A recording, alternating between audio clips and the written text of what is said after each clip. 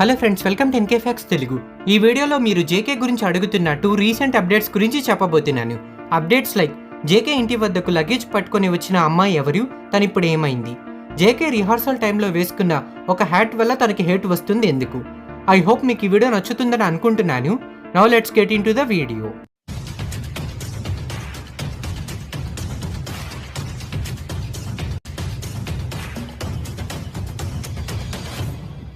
I purple you.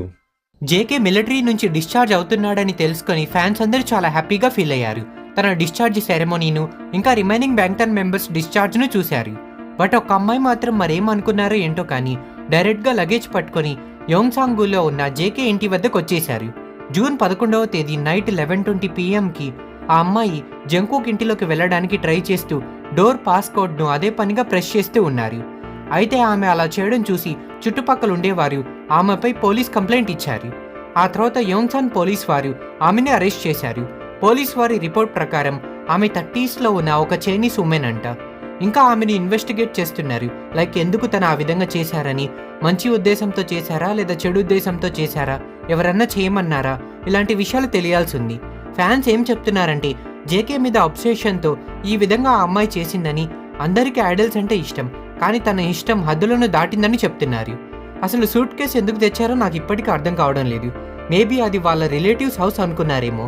కొన్ని రోజులు సరదాగా ఉందామని వచ్చినట్టున్నారు. పోలీసులు ఆమె కోసం వచ్చిన వీడియో, ఆమె ఇంటి బయట తిరుగుతున్న వీడియో, ఈవెన్ అక్కడ బ్రష్ చేస్తున్న వీడియోని కూడా మీడియా వారు రిలీజ్ చేశారు.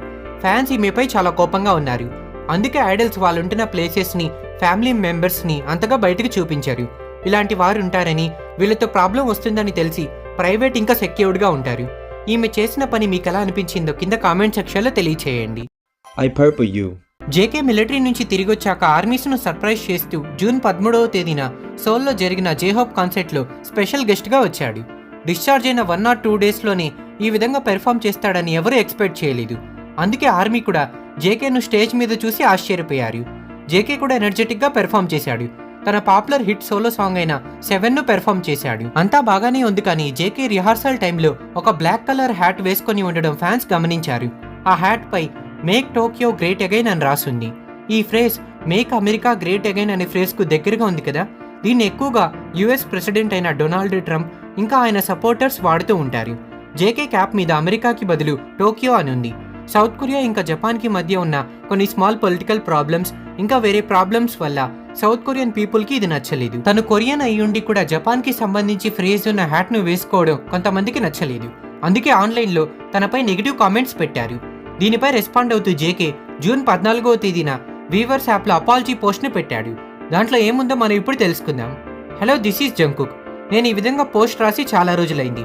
నేను మీ అందరినీ క్షమాపణ అడుగుతున్నాను. రిహార్సల్ టైంలో నేను వేసుకున్న హ్యాట్ పై ఉన్న ఫ్రేజ్ వల్ల చాలా మంది డిసప్పాయింట్ అయ్యారు.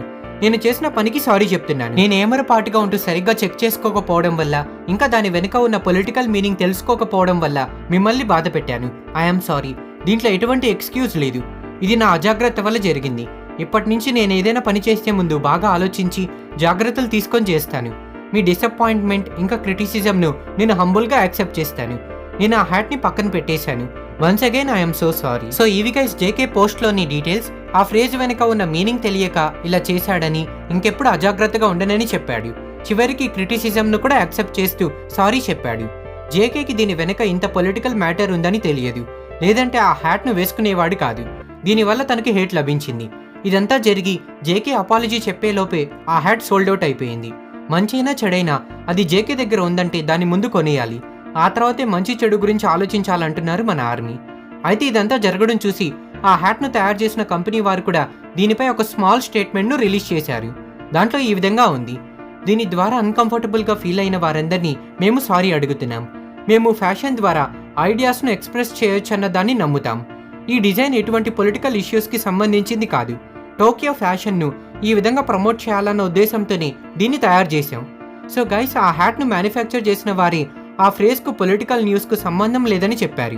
సో దీంట్లో జేకే తప్పేం లేదు. అయినా తను డిసప్పాయింట్ అయిన వారికి సారీ చెప్పాడు. ఈ టాపిక్ను మొదటగా చూసినప్పుడు ఎందుకు జేకేని హేట్ చేస్తున్నారని నాకు అర్థం కాలేదు. బట్ ఆ తర్వాత అర్థమైంది. హోప్ మీకు కూడా అర్థమైంది అనుకుంటున్నాను. So thanks for watching guys. ఈ వీడియో మీకు నచ్చిందని అనుకుంటున్నాను. ఈ వీడియో మీకు నచ్చితే వీడియోను లైక్ చేయండి అండ్ మీ ఫ్రెండ్స్ అందరికీ షేర్ చేయండి. దీంతో మన తెలుగు వారు కూడా BTS వారి గురించి అండ్ K-pop గురించి తెలుసుకునే అవకాశం ఉంటుంది. మీకు నచ్చిన వీడియోస్ను నేను ఎప్పుడు చేయడానికి ట్రై చేస్తాను. సో మీ వాల్యుబుల్ సజెషన్స్ అండ్ డౌట్స్ను మర్చిపోకుండా కింద కామెంట్ సెక్షన్లో తెలియచేయండి. మీరు చేసే ఎవ్రీ సింగిల్ కామెంట్ కూడా మాకెంతో వాల్యుబుల్. ఇంకొక ఇంట్రెస్టింగ్ వీడియోతో మళ్ళీ కలుద్దాం.